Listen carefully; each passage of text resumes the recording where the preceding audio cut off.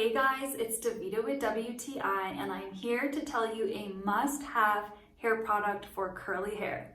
I finally found a mousse that I am in love with.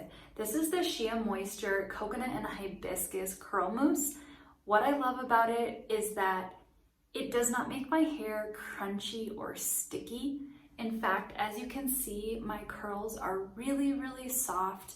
They are separated and they are very defined. I also love that this does not have a strong fragrance. Things with strong fragrances can many times give me a headache and make me feel a bit sick. So this is very light.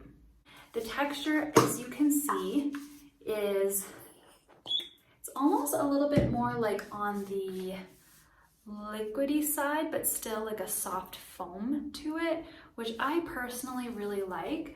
And that's why I find it to be not so sticky. So if you're looking for a new hair product to try out, I really recommend trying this one out. I do not think you will regret it. And that is my point of view.